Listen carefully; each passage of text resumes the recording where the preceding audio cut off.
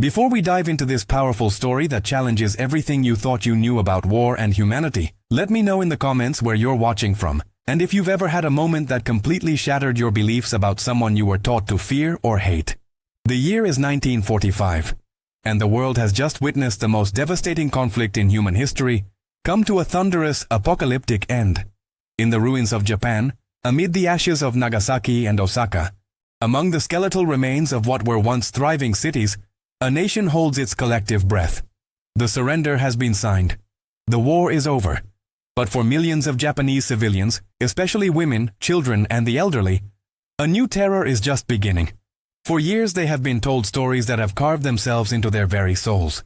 Stories of the Gaijin soldiers, stories of British and Allied forces as monsters in human form, men without conscience, without mercy, driven by an insatiable hatred for everything Japanese. The wartime broadcasts had been relentless, painting vivid, nightmarish images of what would happen when these foreign devils set foot on sacred Japanese soil. Mothers clutched their children tighter. Families hid what little they had left. Some made plans they couldn't bear to speak aloud. The propaganda had done its work with surgical precision, and now the moment everyone dreaded had arrived. What happened next would shatter everything they believed, and the reverberations of that shattering would echo through generations, teaching us a lesson about humanity that we desperately need to remember today. This is not just a story about the end of a war. This is a story about the collapse of carefully constructed lies, about the moment when fear meets reality, and about the extraordinary power of human dignity to transcend the darkest chapters of our history. In the coastal city of Osaka, September 1945, the morning air still carried the acrid smell of destruction. 43-year-old Yoshiko Tanaka stood with her two daughters, Keiko, 17, and little Harumi, just 9 years old, among a crowd of perhaps 200 civilians. They had been told to gather in what remained of the central square, near the bombed-out shell of what had once been the city's grand department store. No one knew exactly what to expect, but everyone had heard the rumors. The British were coming. The occupation was beginning. Yoshiko's hands trembled as she held her daughters close, her mind racing through the propaganda reels she had seen countless times at the mandatory community screenings. Images of savage foreign soldiers committing unspeakable acts, their faces twisted with cruelty, their eyes devoid of any recognizable humanity. She had tried to be brave for her daughters, but the fear was a living thing inside her chest, coiling tighter with each passing moment. The silence in the square was deafening, broken only by the occasional sob of a child or the whispered prayer of an elderly woman. Then they heard it. The sound of boots. Marching. Rhythmic. Getting closer. Yoshiko felt Keiko stiffen beside her. Felt Harumi bury her face in her worn kimono. This was it. The moment they had all been dreading. The crowd seemed to collectively shrink back, a wave of pure animal fear rippling through the assembly. Yoshiko closed her eyes, her mind flooding with images of her late husband, killed 2 years earlier. In the Pacific, wondering if she would join him today, wondering what would become of her precious daughters. But when she opened her eyes, when the first column of British soldiers came into view around the corner of a half-collapsed building, something didn't match. Something was terribly, impossibly wrong with the narrative that had been burned into her consciousness. The men marching toward them were not the demons from the propaganda films. They moved with discipline, yes, with the practiced precision of trained soldiers. But there was no aggression in their bearing, no hatred blazing in their eyes. Instead, as they drew closer, Yoshiko saw something that nearly made her knees buckle. Exhaustion. These were men who looked as hollowed out by war as her own people. Their uniforms were dusty, their faces drawn, and in their eyes was not rage or triumph, but something that looked disturbingly like sadness mixed with profound weariness. The kind of weariness that transcends the physical and settles deep in the soul. The commanding officer, a tall man with graying hair at his temples and a face that had clearly seen too many horrors, raised his hand and the column halted. The tension was palpable. You could have heard a pin drop in that devastated square. Everyone expected orders barked in harsh foreign syllables. Everyone braced for violence. Instead, the officer did something that sent a shockwave through every person present. He turned toward a group of Japanese military officers who had been required to attend the surrender ceremony. Men who had days ago been enemy commanders, and he saluted them. A full, proper military salute. Recognition, respect. Yoshiko heard gasps around her.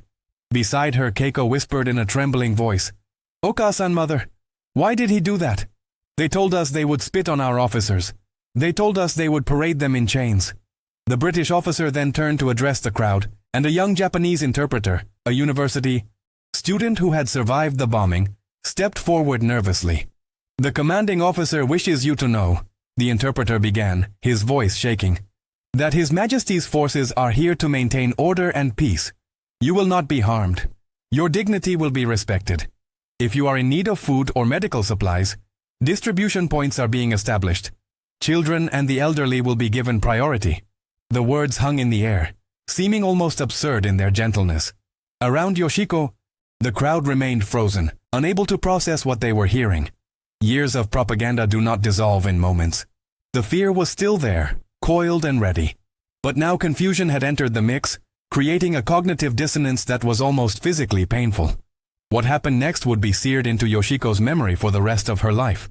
A little boy, perhaps 5 years old, had wandered away from his mother in the crowd, drawn by curiosity toward the strange foreign soldiers.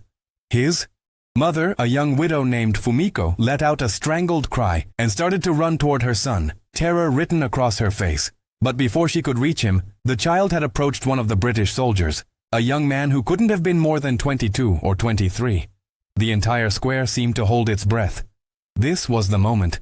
This was when the mask would fall and the monster would reveal itself. The soldier noticed the boy, and the crowd tensed, several women crying out softly. But the young soldier did something no one expected. He slowly, carefully, with movements designed not to startle, knelt down to the child's level.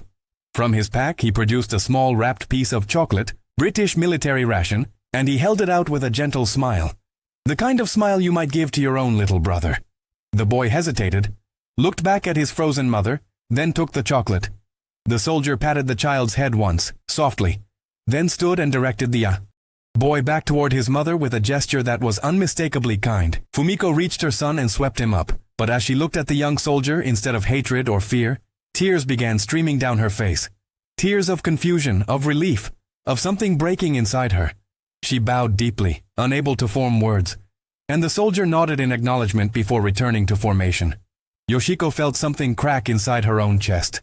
That soldier, that supposed enemy, that monster from the broadcasts, he had looked at that Japanese child with the same tenderness she saw in the eyes of Japanese fathers and brothers. He was not a demon. He was just a young man, far from home, tired beyond measure, trying to show a frightened child a moment of kindness in a world that had offered precious little of it. Over the following days and weeks, the transformation that began in that square rippled outward through Osaka and beyond. In Nagasaki, where the devastation was even more complete, where the atomic blast had created a landscape that looked like the surface of a dead planet, British medical units set up field hospitals and treated Japanese civilians alongside military personnel. 72-year-old Dr. Hiroshi Yamamoto, who had spent 40 years healing his community and had lost his clinic and his wife to the bomb, found himself working beside British Army doctors. At first, the language barrier was nearly insurmountable, and the psychological barrier even more so. These were men whose nations had been locked in mortal combat. These were men whose comrades had killed each other by the thousands. Yet as they worked together over the bodies of the sick and dying, as they shared techniques and medical supplies, as they collectively tried to hold back the tide of suffering, something extraordinary happened. One night, 3 weeks into the occupation, Dr. Yamamoto and a British surgeon named Captain Oliver Matthews found themselves alone in the surgical tent at 3 in the morning, having just finished a grueling procedure trying to save a young Japanese girl who had been trapped under rubble for days. They had succeeded, barely, and the girl's breathing had finally stabilized. In the dim light of the lantern, both men were covered in blood, both were shaking with exhaustion, and both were crying. "I thought you would be cruel," Dr. Yamamoto said in halting English, one of the first truly personal things he had said to any of the British personnel. "I thought you would let us die, that you would laugh at our suffering. They told us you were not human." Captain Matthews looked at the old doctor with red-rimmed eyes. "They told us the same about you," he replied quietly, "that you were fanatics without families, without love, without souls, that you would fight to the death and take us with you. They told us many things." He paused, looking down at his blood-stained hands. "But I've been at war for 6 years, doctor. I've seen men from every Nation bleed and cry for their mothers and pray to their gods. I've learned that the only monsters in this war were the ones we created when we stopped seeing each other as human beings. The silence that followed was profound, filled with the weight of recognition. Two men from opposite sides of the world, who had been taught to hate each other, who had been conditioned to see each other as the absolute enemy, sitting together in the aftermath of saving a child's life, discovering the uncomfortable truth that they were not so different after all. Dr. Yamamoto bowed his head. "I am ashamed," he said softly. "For so long I believed what I was told. I did not question. I accepted the hatred, and now I see that in my fear and in my obedience, I allowed myself to become less than I should have been. I forgot the first principle of my profession, that all life is sacred, that all suffering deserves compassion, regardless of nationality or uniform." This scene, repeated in countless variations across occupied Japan, represented something more profound than just the end of a war. It represented the collapse of a carefully constructed narrative that had sustained years of conflict. The propaganda had worked both ways, of course. British soldiers had been told that Japanese soldiers and civilians were subhuman, that they were fanatics who would never surrender, that showing mercy was pointless. Japanese civilians had been told that Allied forces were barbarians who would desecrate their culture, violate their women, and destroy whatever remained of their nation. Both narratives had the same purpose: to dehumanize, to make killing easier, to make sacrifice bearable, to prevent the natural human empathy that makes war difficult. But now, in the ashes of that terrible conflict, when people actually met face to face, when they looked into each other's eyes and saw not propaganda posters, but actual human beings with fears and hopes and families and sorrows, the whole edifice crumbled. And in its crumbling, it revealed something both beautiful and heartbreaking: that ordinary people, when not poisoned by the rhetoric of hate, are capable of extraordinary compassion, even toward those they had been taught to see as mortal enemies. In the port city of Yokohama, a remarkable scene unfolded that would become legendary among both British forces and Japanese civilians. A British officer named Major James Thornton, a 47-year-old career soldier who had fought in North Africa and Europe before being sent to the Pacific Theater, was overseeing the distribution of food supplies in a neighborhood that had been particularly hard hit by bombing. The faces of the Japanese civilians as they approached to receive rations were masks of barely controlled fear mixed with desperate hunger. Many couldn't make eye contact. The shame of defeat, the fear of retribution, and the shock of discovering that their supposed invincible military had surrendered, all of this created a psychological weight that was almost visible.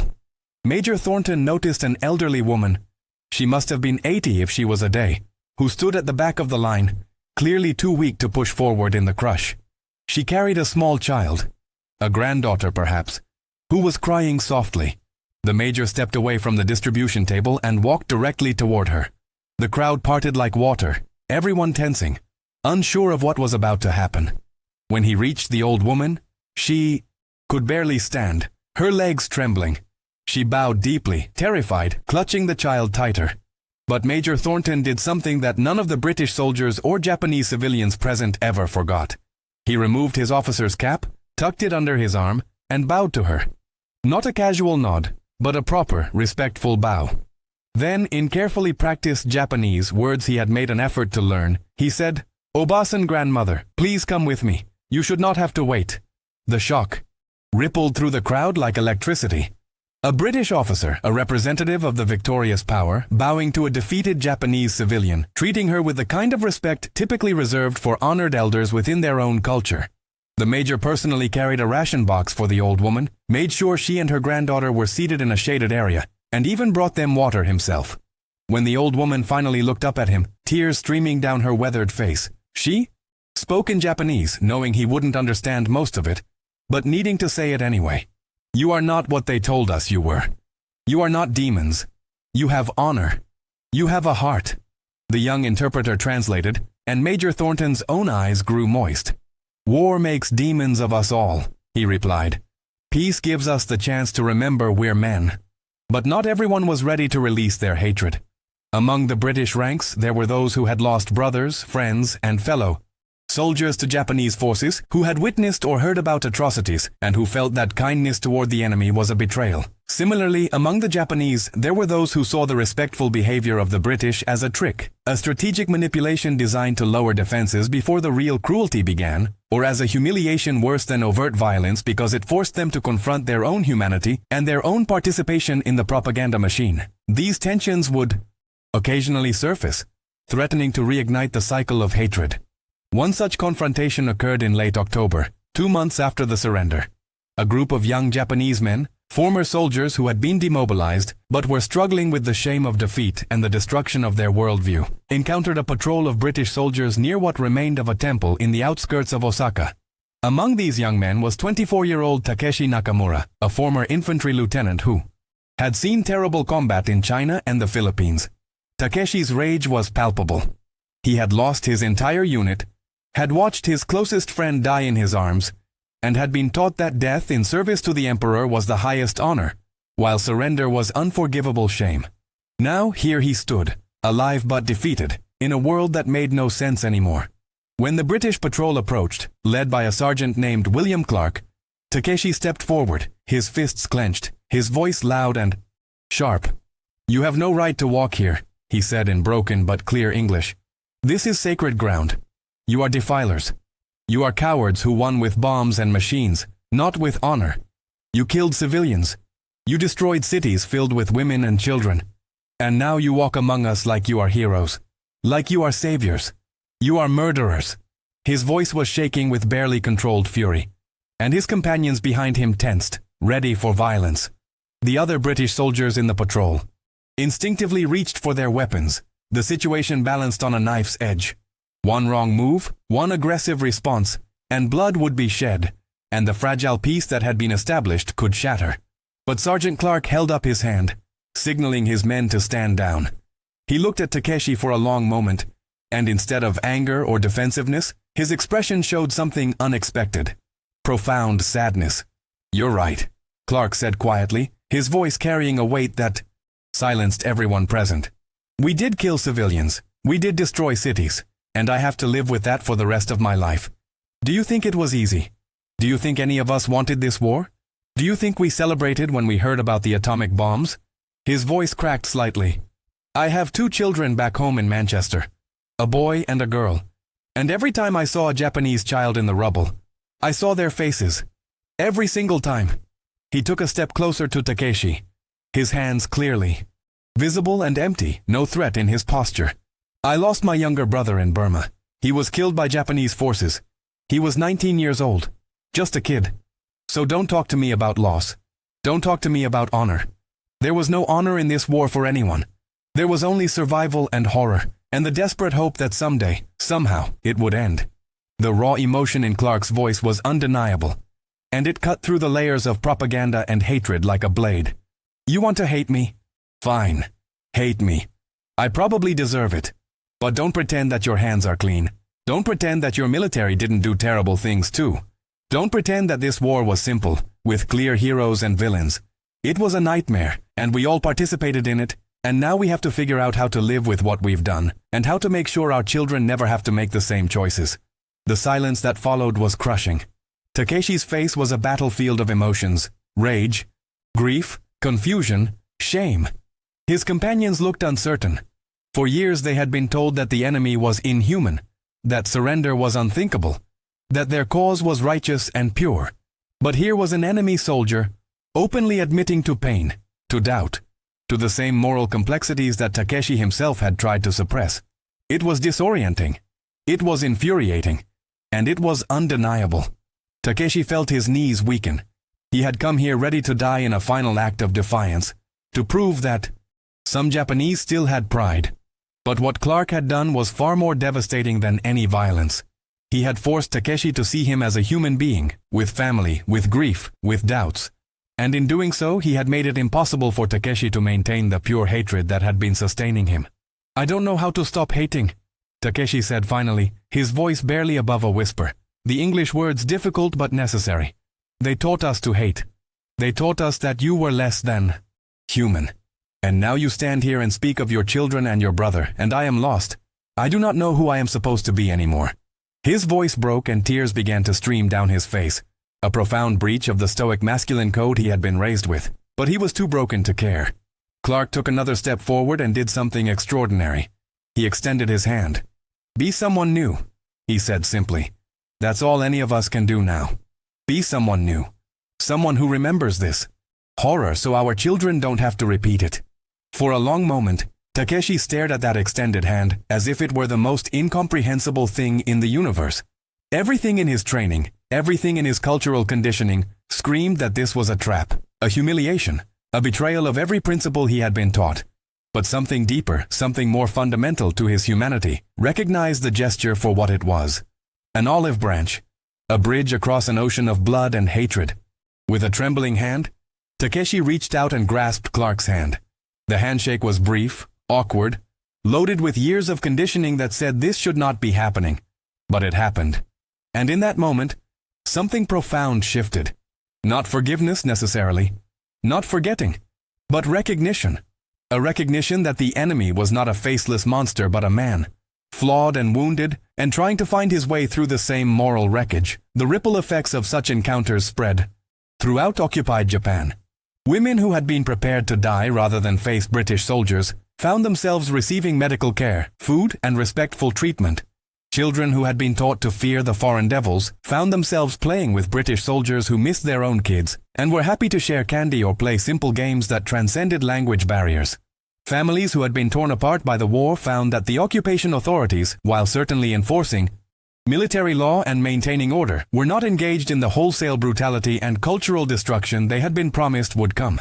This is not to say that the occupation was perfect or that there were no incidents.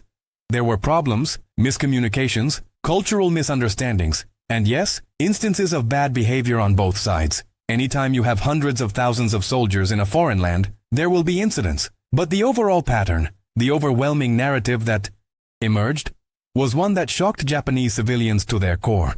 The British and Commonwealth forces, by and large, conducted themselves with a level of discipline and respect that made a mockery of years of propaganda. And this created a psychological crisis for many Japanese citizens. If the propaganda about the enemy had been lies, what else had been lies? If the foreign soldiers were not demons, had the war itself been just? Had the sacrifices been necessary? Had the millions of deaths been for anything meaningful? Or had they been pawns in a game played by leaders who cared nothing for them? Yoshiko Tanaka, the woman we met at the beginning of this story, found herself grappling with these questions in the long nights after that first encounter in the square. She began keeping a journal, something she had never done before, trying to process the cognitive dissonance between what she had believed and what she was witnessing. One entry, dated November 3, 1945, reads, "Today Keiko helped translate at the British medical station. She said the doctors were kind to her, treated her like a colleague even though she is just a girl learning English. One doctor, she said his name was Lieutenant Peters, showed her a photograph of his daughter, who is Keiko's age. He said he hoped his daughter would become a doctor too. This man, who I was told would violate and murder us, showed my daughter a picture of his own child and spoke of dreams and futures. I do not understand. I feel as if I have been asleep for years and am only now waking up to find that the world is different than I believed. I am angry. Angry at the leaders who lied to us. Angry at myself for believing so easily. But I am also grateful. Grateful that we are alive. Grateful that my daughters will live in a world where maybe, just maybe, they will not have to hate people they have never met." This personal reckoning was happening across Japan, in countless households, in whispered conversations between neighbors, in the quiet moments when people had to confront the gap between propaganda and reality. And it was perhaps this mass realization, this collective awakening to how thoroughly they had been manipulated, that set the stage for Japan's remarkable transformation in the decades that followed. When you realize that you have been lied to about something as fundamental as the nature of your enemy, it opens the door to questioning other lies, other assumptions, other structures of power and control. Dr. Yamamoto, the elderly physician who had worked with Captain Matthews, became an advocate for medical exchange programs between Japan and Britain. He spent the last 15 years of his life working to build bridges between medical communities, believing that the shared mission of healing was the ultimate antidote to the poison of hatred. In his writings, he often returned to that night in the surgical tent, that moment of recognition when he and Matthews had simultaneously realized they had been seeing each other through a distorted lens crafted by war and propaganda. "We are trained as doctors to diagnose and treat what is in front of us," he wrote, "not to see what someone else tells us is there." I forgot this during the war. I allowed fear and propaganda to override my own judgment. I saw the enemy instead of seeing patients, potential colleagues, fellow healers. This was my failure. And it is a failure I see replicated in conflicts around the world. We must train ourselves to see what is actually there, not what we are told to see. Major Thornton, the officer who had shown such kindness to the elderly woman in Yokohama, eventually retired from the military and became a teacher, specializing in teaching young people about the complexities of war and peace. He maintained correspondence with several Japanese families he had met during the occupation, including the family of that elderly woman, who it turned out was named Hanako Sato.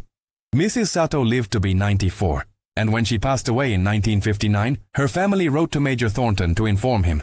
In their letter, they shared that Mrs. Sato had told the story of the British officer who bowed to her countless times and that she had used it as a teaching moment for all her grandchildren and great-grandchildren. She wanted us to know, the letter read, that kindness is the greatest form of strength, and that respect given to those who have been defeated is the truest measure of victory. She said that you reminded her that beneath uniforms and flags, we are all just people trying to take care of our families and live with dignity. She died peacefully, and her last instructions to us were to always remember that enemies are made, not born, and that they can also be unmade through courage and compassion. Sergeant Clark and Takeshi Nakamura, the two men whose confrontation near the temple had ended in a handshake rather than violence, developed an unlikely friendship. They initially communicated through translators and letters, sharing their experiences of the war and their struggles to reintegrate into peacetime society. Both men had nightmares. Both felt disconnected from civilians who had not experienced combat. Both struggled with guilt over what they had done and witnessed. In their shared trauma, they found a connection that transcended their nation's enmity. Years later, in 1962, Clark visited Japan with his family, and he and Takeshi met in person for the first time since that tense day in 1945. The photograph from that meeting shows two middle-aged men, one British and one Japanese, standing with their arms around each other's shoulders, smiling with a warmth that speaks to genuine affection. Between them stand their children, all teenagers, looking at the camera with the casual ease of young people who have grown up in a world where their father's former enmity seems like ancient history. Takeshi later said of that reunion, "When I shook Clark-san's hand that day in 1945, I thought it was the end of something. I thought I was surrendering my hatred and therefore losing part of myself. But I was wrong. It was not an ending but a beginning. I learned that I could be more than my anger, more than my training, more than what I had been told I must be. Clark-san taught me, through his own vulnerability and honesty, that strength is not the absence of doubt or pain, but the willingness to remain human despite them." The transformation that occurred in post-war Japan was not solely due to the conduct of British forces, of course. American occupation forces, which were far more numerous, played a major role, as did the extraordinary efforts of the Japanese people themselves to rebuild and reimagine their nation. But the stories of those early encounters, of propaganda meeting reality and shattering against it, became part of the collective memory. They became teaching stories, passed down through families, illustrating the dangers of dehumanizing rhetoric and the power of personal connection to overcome even the deepest hatreds.